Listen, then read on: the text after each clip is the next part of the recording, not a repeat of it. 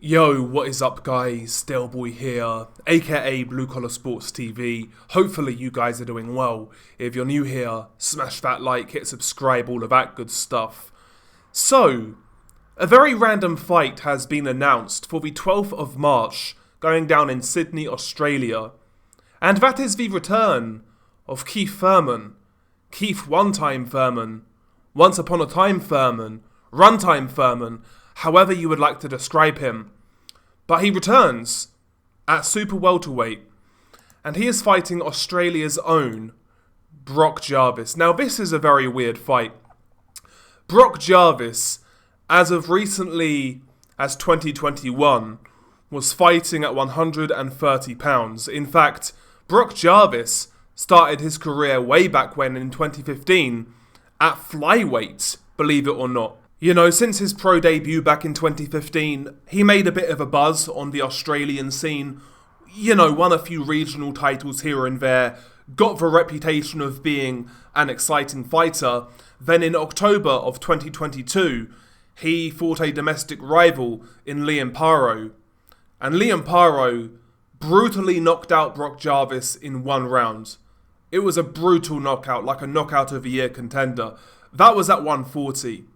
Since then, Brock Jarvis has come back with two fights at a low level, one fight at 144, one fight at 158, both of which he won by stoppage. And here he is fighting at 154 against Keith Thurman. It's just a very strange fight.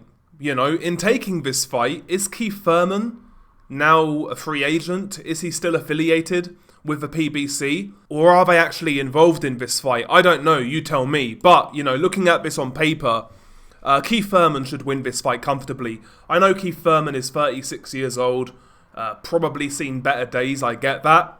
You know, again, he's 36, whereas Brock Jarvis is 27. So yeah, Thurman is long in the tooth, but he should be way too experienced, way too good, and way too powerful for Brock Jarvis, who has shown a susceptible chin in the past. Not only has he been knocked out, but he's also been hurt in numerous other fights against small guys, to be honest with you, in lighter weight classes. Brock Jarvis is what he is. He's a face-first brawler with basically no defense. I don't think he holds a shot well, and even this version of Keith Thurman should be able to go through him like a doorway. And quite frankly, he should knock out Brock Jarvis quite comfortably.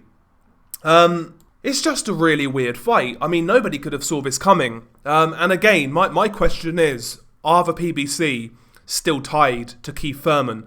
Maybe they're allowing him to take this fight as a tune-up, and then maybe Keith Thurman will be fed to a guy like Sebastian Fundora, who seems to be struggling for opponents right now. I could see that happening. Maybe they'll recycle Keith Thurman for Fundora. Maybe that is what this is about.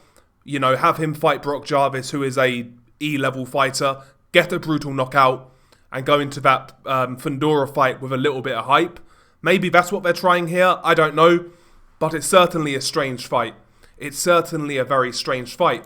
And it's only Keith Thurman's second fight since his loss to Manny Pacquiao. He lost to Manny Pacquiao in July of 2019. You know, nearly 6 years ago, which is crazy to think about. He's only fought Barrios since then, and that fight was hard with Barrios. In that fight, it kind of looked like Keith Thurman was slipping a little bit. But having said that, like I said, he should have enough to defeat Brock Jarvis. And yeah, Keith Thurman's career in the last sort of 5-6 years, well, he's not really had a career, has he? Let's be honest, and it's a shame because I always thought Keith Thurman was a talented fighter. He had ability. I think he probably should have done more with his career. Not only that, I was listening to his, they basically did like a face-to-face over Zoom to promote this fight. And Keith Thurman, out of all American boxers, really does have the gift of the gab. He can talk, you know, he can sell a fight. He's entertaining, he's charismatic. He's one of the only guys in boxing, whereas when you listen to him talk, he's actually engaging. And, you know, combine that with the talent he once had, I do think Keith Thurman should go down as a wasted talent and a missed opportunity, quite frankly. And yeah, in hindsight, or in retrospect, it's kind of sad to see where Keith Thurman is at these days. You know, he could have been involved in so many good fights, but, you know, looking into that PBC contract, you know, this is the result of that at the end of the day. And, you know, that's been the case with other fighters as well. Guys like Gary Russell, for example, or Leo Santa Cruz, you know, two very talented fighters who never really fulfilled their potential as far as I'm concerned.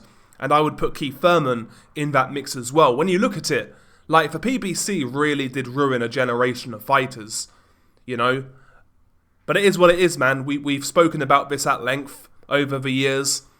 When we were saying it back in the day, we was called haters, and now everybody realises that. But it is what it is, you know. Some people have to catch up. But it is what it is, man. Keith Thurman back in the ring against Brock Jarvis. I will watch this fight if I get the time, you know. It's more than likely only going to be a couple of rounds anyway, so it's going to be good to see Keith Thurman back, and we'll see where he goes, man. We'll see where he goes from here. Anyway, share your thoughts below. Being your guide, L boy. Peace.